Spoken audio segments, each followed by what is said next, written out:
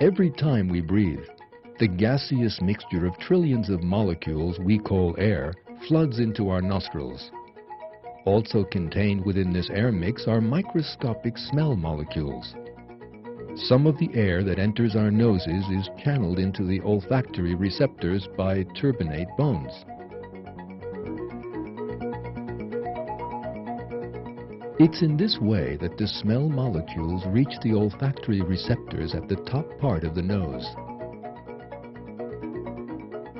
The receptors in this area in turn send the information they get from these molecules to the brain, and the brain's smell center gathers messages from various smell receptors and assesses this information at lightning speed. This leads to the sensation which we perceive as smell.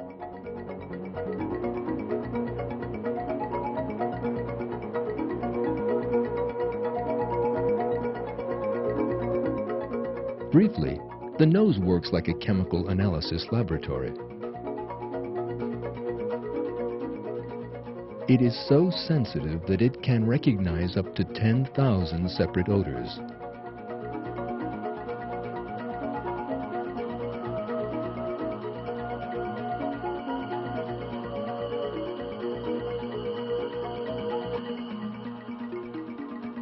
What's quite interesting is the breathtaking speed of all these processes. The time between the coffee molecules entering our nostrils and our recognizing their smell is far less than a second.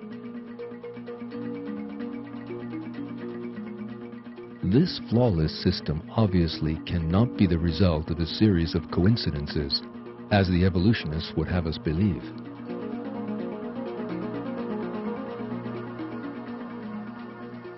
Like all the other systems of the human body, the sense of smell is also an extremely complex design. This is God's art of creation.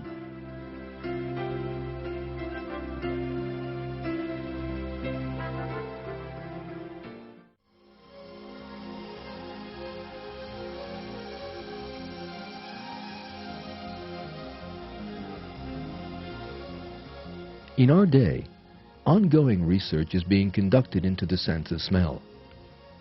Every new insight into this sense serves to reveal just how superb this complex system is.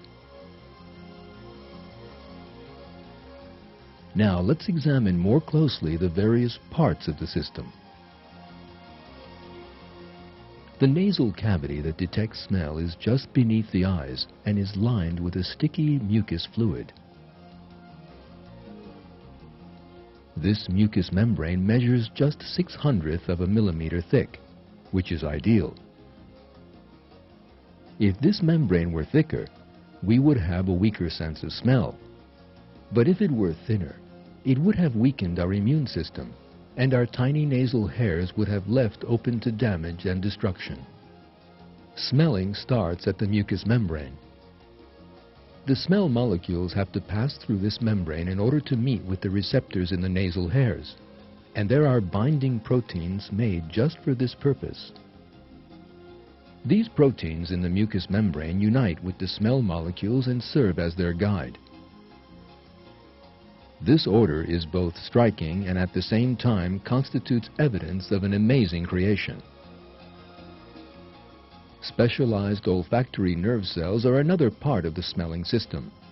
The basic task of these cells is to take messages from smell molecules and take them to the olfactory bulbs. A smell cell is formed by three main parts: the cell's body in the middle, and then on one end, tiny hairs called cilia, and on the other, nerve extensions called axons. The odor molecules first interact with the receptors on the hair-like cilia of our olfactory membrane. Each olfactory neuron is topped by between 10 and 30 cilia, which range in length from about 1/10 of a millimeter to 1/15.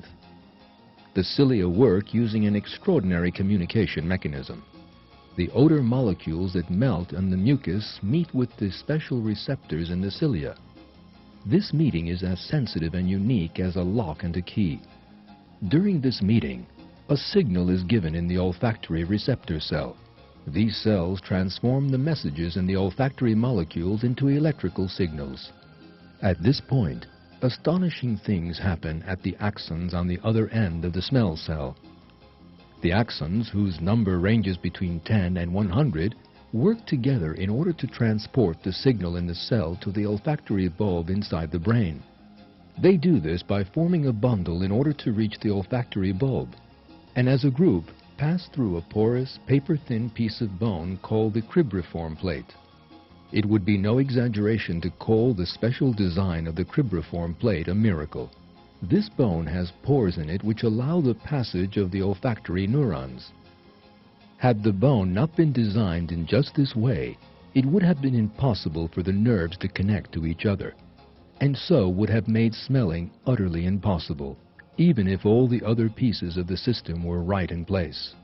By virtue of this perfect planning behind all the details of our smell system, communication in the smell cells goes off without any hitches. The olfactory bulb is another important part of the olfactory or smell system.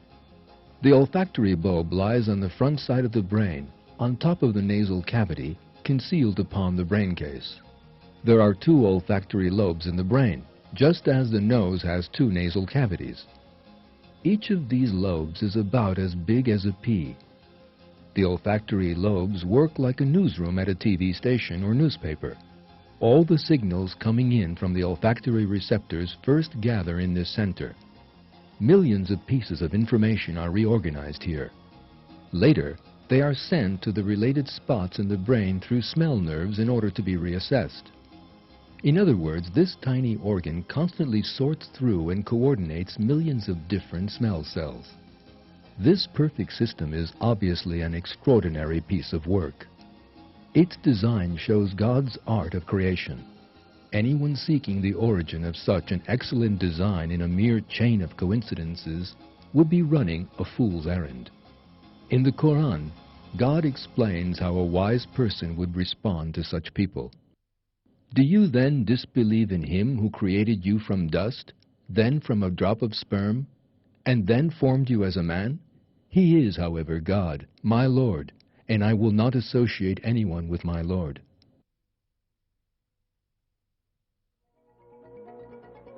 When someone says the word nose, we all naturally think of the sense of smell. However, studies have shown that actually only 5% of our noses are used towards picking up smells. The remaining 95% perform 2 very important jobs of the respiratory system. The first of these tasks is to warm up and moisten the air which we take in every second. The mucus layer that covers the inside of the nose humidifies the air by giving out water vapor.